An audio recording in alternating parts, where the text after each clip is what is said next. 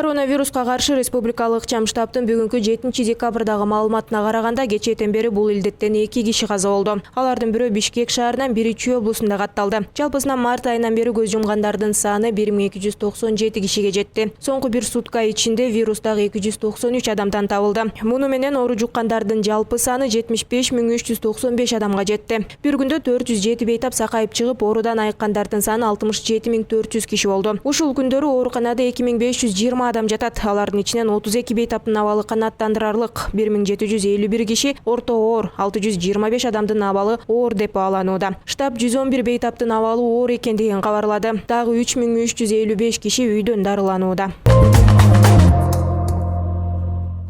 Баткен районунун Чоңтал айылындагы орто мектепте өрт чыгып, бир окуу корпусу толугу менен күйүп кетти. Алдын ала маалыматтар боюнча 7 декабрдын таңында чыккан өрттөн жабыркагандар жок. Өрттү өзгөчө Кырдаалдар министрлигинин өрт өчүргүчтөрү өчүрүшкөн. Учурда кырсыктын себептери иликтенүүдө. Маалымат кылайык, бул мектепте 330 окуучу окуйт. 1, 5, 9 жана 11 класстын окуучулары кадимкидей тартипте окуп жатышкан. Өрт балдар мектепке келе элек убакта чыккан. Өзгөчө Кырдаалдар министрлигинин басма сөз кызматы кабарлагандай, акыркы сутканын ичинде өлкө аймагында 9 өрт кырсыгы чыгып, аларды өчүрүүгө 11 өрт өчүрүүчү бөлүм тартылган. Алдын ала маалыматтар боюнча өрттөн жабыркаган жарандар катталган жок.